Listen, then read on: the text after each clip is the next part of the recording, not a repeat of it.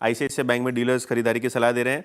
इसके अलावा गोदरेज प्रॉपर्टीज़ भी एक ऐसा स्टॉक है जो आज डीलिंग रूम में बज़ हो रहा है। डीलर्स बीटीएसटी की एडवाइस दे रहे हैं 2950 3000 तक के टारगेट्स के लिए, और यहाँ प्रमोटर सर्कल्स बाय खरीदारी कर रहे हैं ओपन मार्केट से। ये बस के पीछे डीलर्स यहाँ भी थोड़े बहुत बाइंग अपॉर्चुनिटीज़ देख रहे हैं। गोदरेज प्रॉपर्टीज़ में अच्छी खासी बाइंग है, और ये समय डीलिंग रूम से जो कल के लिए बीटीएसटी ट्रेड्स, यतिन के पास कुछ दिनों वापस चलते हैं, एक और स्टॉक एड्रेस करते हैं पीआई इंडस्ट्रीज़। लेकिन इससे पहले एक बार बीटीएसटी ट्रेड्स ले लेते हैं, क्योंकि हम बात कर ही रहे हैं बीटीएसटी ट्रेड्स की। तो उसके बाद चलते हैं। मानस, क्या कैरी करेंगे कल के लिए? तो देखिए, कल के लिए पेटीएम को कैरी करेंगे। पेटीएम करेक्ट हुआ, 10 डे मूविंग एवरेज सपोर्ट लेके वहां पर बाइंग इंटरेस्ट देखने को मिला है। तो पेटीएम के फ्यूचर में खरीदारी करने की राय रहेगी।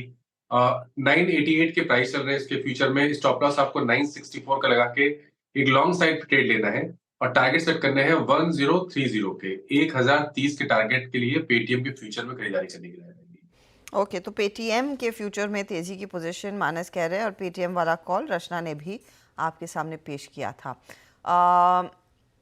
अमित, आपका ट्रेड? जी मैं टाइटन के साथ जाऊंगा। यहाँ पे एक स्ट्रॉन्ग बुलिश इनगल्फिंग कैंडल बनी है which has been supported by volumes. Stock अपने मूविंग एवरेज कन्फ्लुएंस से एक सपोर्ट लेके ऑलमोस्ट डेज हाई पे क्लोज कर रहा है। अच्छा रिस्क रिवॉर्ड पॉइंट है, तो इसे बाय करें। स्टॉप लॉस हमारा रहेगा 3440 का, और टारगेट्स रहेंगे 3600 के। ओके, रचना जी, आपकी ट्रेड क्या रहेगी मंडे के लिए? जी, मेरी ट्रेड रहेगी अदानी एनर्जी सॉल्यूशन, और इसमें हम फ्यूचर्स में 836 पे बैठे हैं। अगर ये 830 होल्ड कर जाएगा तो ऊपर की साइड पे ये 845 एंड 50 के नंबर्स हमें दिखाना चाहिए। ओके, अदानी एनर्जी में भी एक अपॉर्चुनिटी। सोनी, आप क्या ट्रेड कैरी करेंगी?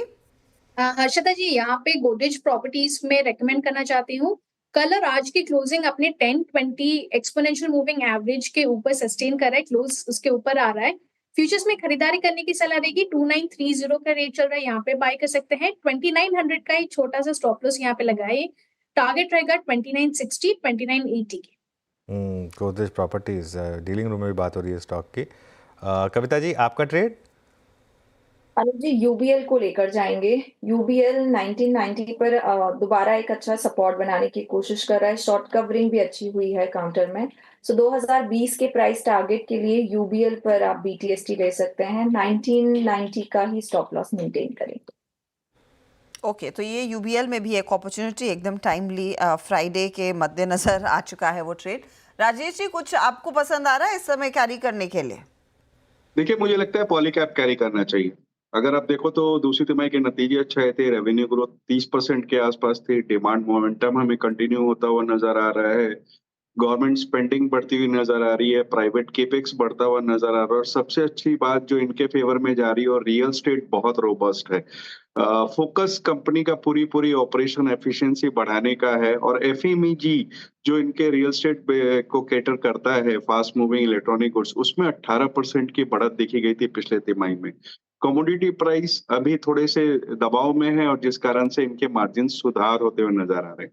यहाँ पे 8300 के टारगेट के साथ खरीदारी करनी चाहिए। ओके, पॉलीकैब में खरीदारी करने की राय रहेगी। चलिए अब बढ़ते हैं आगे, और यतिन के पास वापस चलते हैं। पीआई इंडस्ट्रीज क्यों फोकस में वो समझते हैं यतिन से। यतिन, थोड़ा टेक्निकल है, बताइए जी। तो अगर हम पीआई इंडस्ट्रीज़ की बात करें तो कहीं ना कहीं जो जापानीज़ कंपनी है कुमियाई, यहाँ इन्होंने गाइडेंस और रिजल्ट्स अपने आज पेश किए, जहाँ उनका एक की प्रोडक्ट है एक्सीव, जहाँ इन्होंने अपना गाइडेंस काटा है।